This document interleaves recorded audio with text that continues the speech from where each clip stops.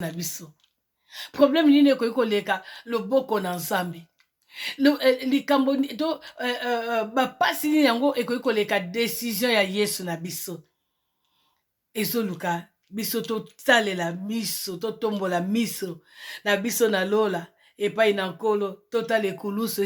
au secours na biso eza kaka epai na Jésus-Christ de Nazareth. Parce que awa balobi bakokombattre l'agneau yo akolonga ete babundisaki Yesu tina nzela ya la croix bakomi na ye na nzela ya ekulusu mpe balongaki te suka bakamwaki eke rido epasuki suka bakamwaki ete lumière engalaki. Donc nalingi natalisa te likambo ekoki kozala nango monene ndenge nini ekoki kozala nango kaka ndenge nini mais ntango toza na Jésus Christ ntango mokili mobimba to ntango bana na Nzambe oyo batondi mokili mobimba basangani na molimo moko gloire na Nzambe ekokita rido ekopasuka mabondeli ekokota parce que bapesi biso opportunité oyo ya kozala en contact direct na kolo na kati ya royaume na ye na kati ya trône na ye. Donc tozali so bato akende kolela te bato bakonzi ya mboka tofukameli bino toana tina kofukamela bikeko te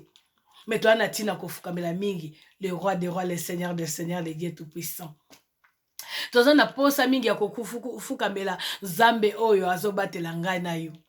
oyo azopesa biso grâce na ye oyo azokitisa toujours gloire na ye de jour au jour na kati na bomoi na biso ye nde fo tose confie epai na ye ye nde fo totalela ye nde fo togumbamela ye nde fo tosenga parce que ye nde aye aza na bokonzi nyonso to na maboko na ye yango tokosisa verset oyo po ete ntango ngai naotanga baverset oyo to bachapitre oyo yo ozwa bolingo kotanga vraiment livre wana bachapitre wana peut-être le Saint-Esprit akomema o na dimension mosusu akomema o toujours na compréhension mosusu akopesa yo sagesse mosusu koleka kutu oyo ntango mosusu ngai nazoloba sikoyo parce que azali wana mpona kofournir biso babienfait na ye. Alors, tu continues dans verset 14, parce qu'il est le Seigneur des seigneurs, le roi des rois, et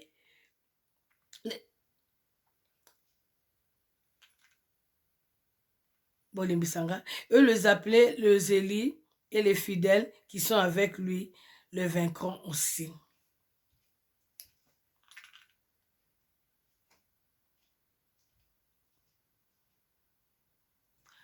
Bolimbi sangai parce que nayokaki un peu mal.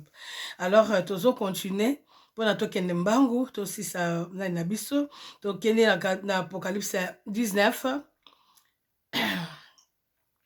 Apocalypse 19 verset 13.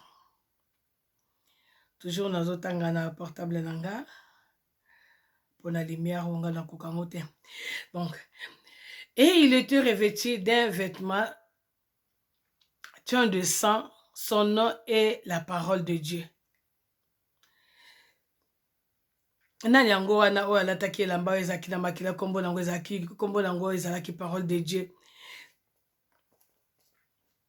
Donc on ça directement pour continuer bango na 16, il y en a 19 kaka na 16 et il y avait sur son vêtement et sur sa cuisse un nom écrit roi des rois, le seigneur des seigneurs. Et j'ai vu les anges qui se tenait dans le soleil, et il cria d'une voix forte, disant à tous les oiseaux qui volent par le milieu du ciel, venez rassemblez-vous pour les grands festins de Dieu, afin de manger la chair des rois, la chair des chefs militaires, la chair des puissants, la chair des chevaux, la chair, et ceux qui le montaient, le chair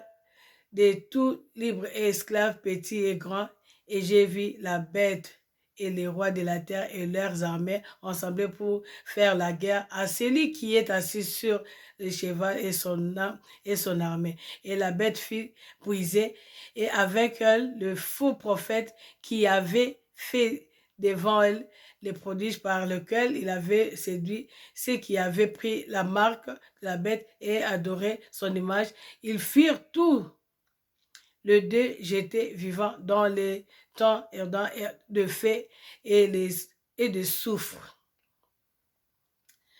Et les autres furent tués par l'épée qui sont sortis de bouche, et celui qui était assis sur le cheval et tous les oiseaux les rassembleurs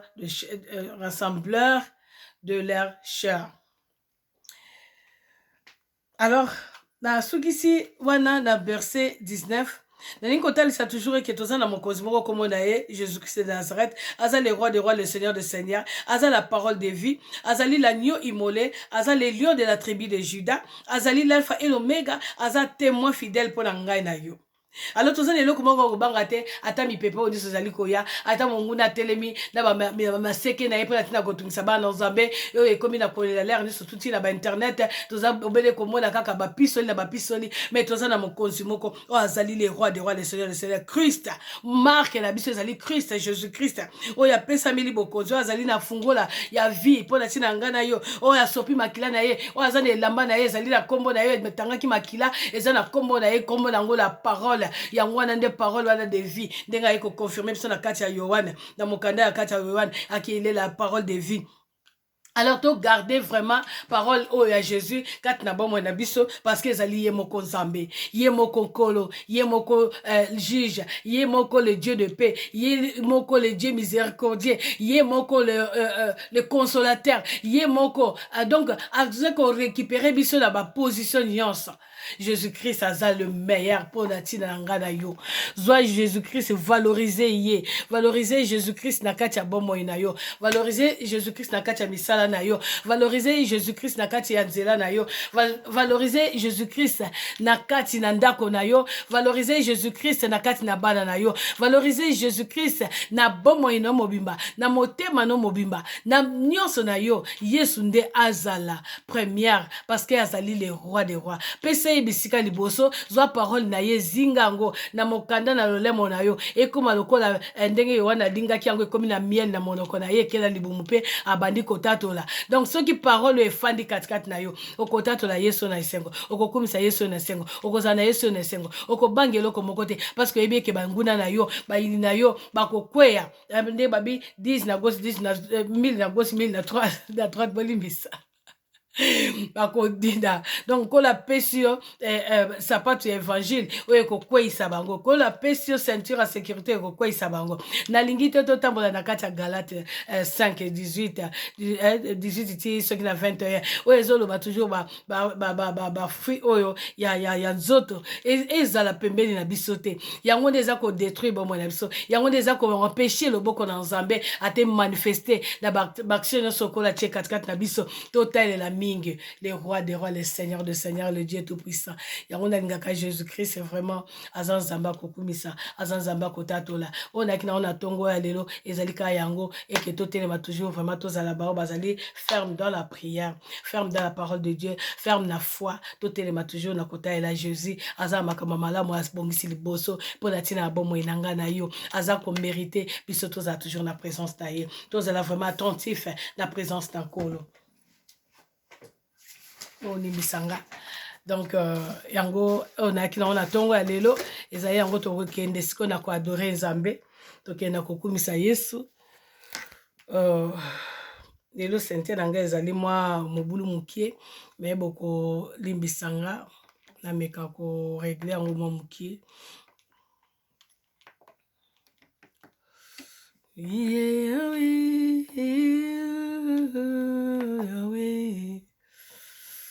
Yahweh, l'alpha et l'oméga.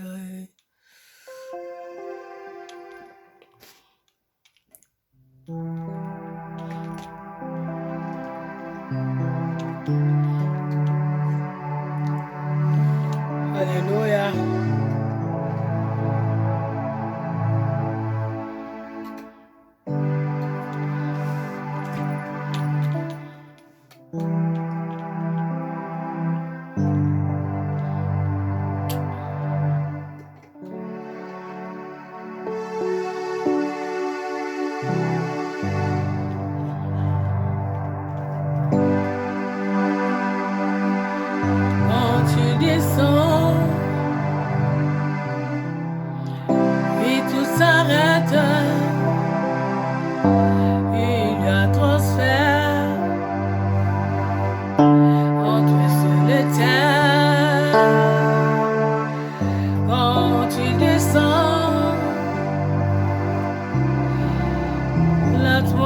change,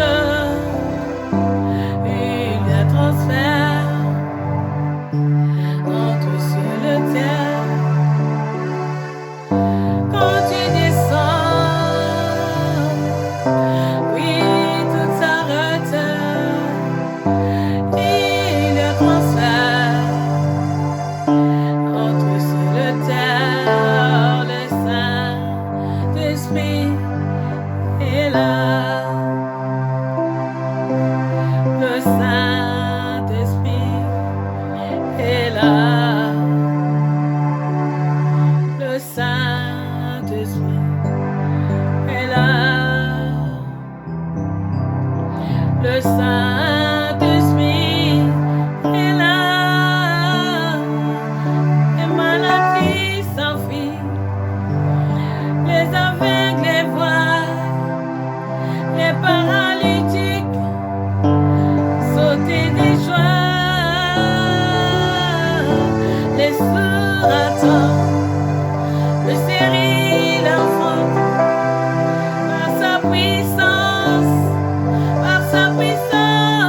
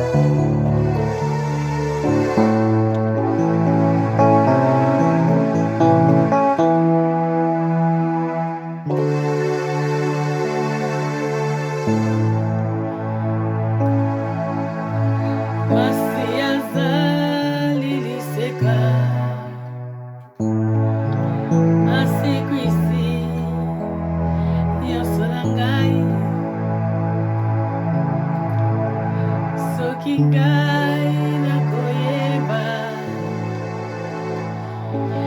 lokumu ezonga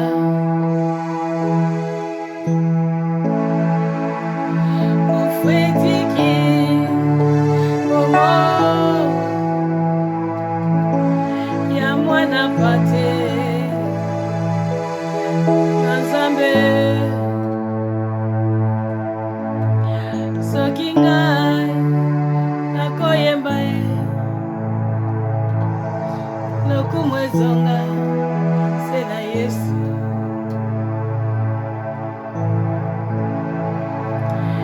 osodimbile bimila Nzambe tya makandai osodimbila bimila Yesu tya makandai bimila Nzambe tya makandai bimila Yesu tya makanda bimila Nzambe tya makanda bimila Yesu tya makanda otemetindi ngai nayembela Nzambe oyo ya bomoi otemetindi ngai nayembela Yesu ya bomoi nayemba Nzambe la bomoi nayemba Nzambe ya bomoi nayemba Nzambe la bomoi nayemba Nzambe la bomoi ya bomoi ya bomoi ya bomoi Nzambe ya bomoi mama Yesu mama Shila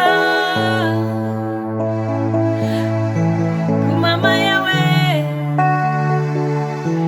kumama mosatu olinga motema motema motema motema vinanga yawe olinga motema motema motema vinanga kumama yawe kumama Shila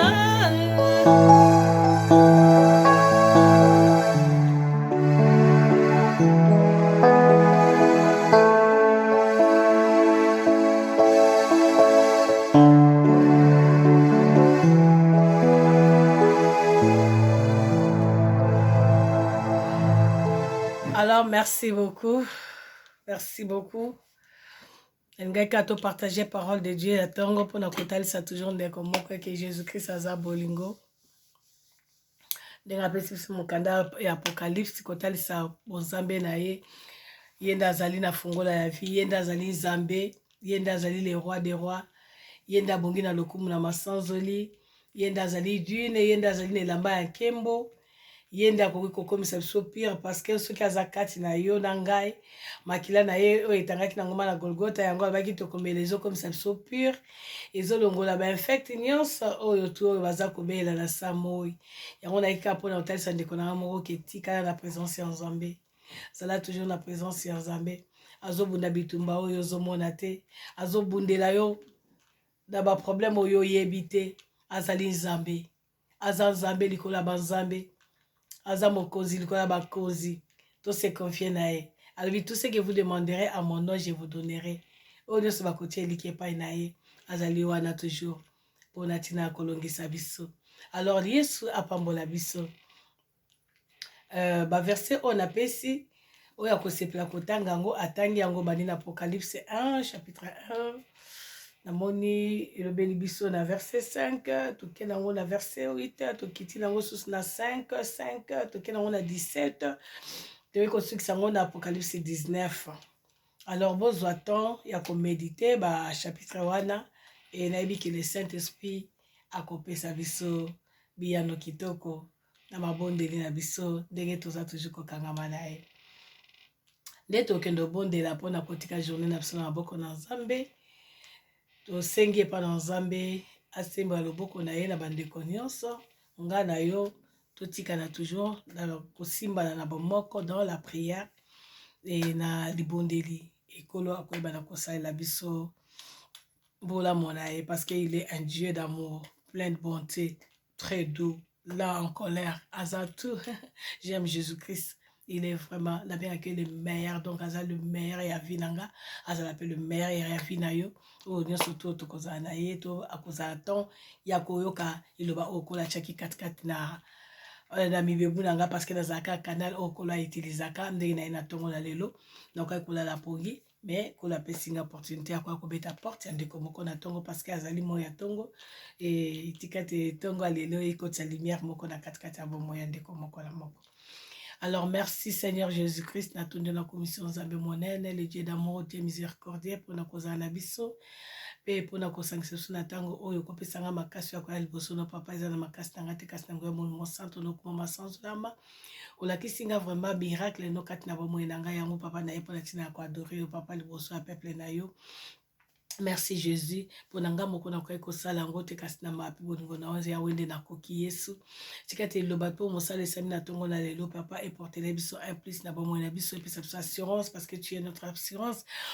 de vie papa parce que vous allez vie éternelle au kuma mo sens de la mayawe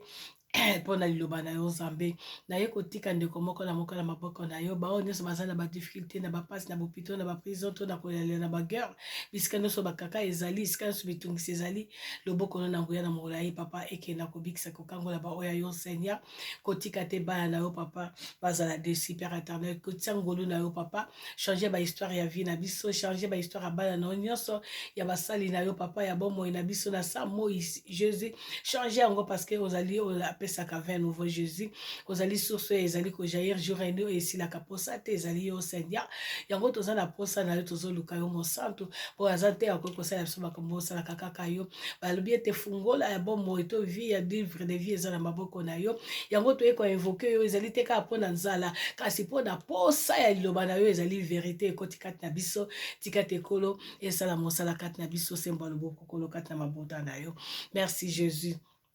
Polingwa motema ezali yo nzambe le roi des rois le Dieu tout puissant le prince des paix père éternel Yahweh oyo azali ebandeli pe suki ezali yo papa moko ta kokani na ona benga ko le fait dévora père éternel ozali ko dévorer o nyonso ya bokeseni pe ko libérer peuple na ko sala biso justice ko pesa biso pe donc le bina mokanda na hébreu 7 Seigneur so kuma masanzo la Yahweh parce que mi benga ozali Melchisedec Jésus Christ mon Dieu mon roi un Dieu sans limite je vais Rapha père éternel tika na kumisa kombo na yo tika na sanzo na yo tika na neto na kombo na yo parce que opesi biso force pe kondima solo Yahweh po ete na kombo na yo toza balongi na kombo na yo toza balongi na kombo na yo toza balongi Jésus kuma masanzo lama na o nusa koyamba kombo na yo pe kotia ngo en pratique ko bomba ngo pe ko batela ngo Jésus o monisa loboko na nguya o kitisa loboko na nguya o bomba ba libota na yo na sena na mapipi na yo na makila monsanto na yo pambola basali bazali kometungisa mpona ntina liloba na yo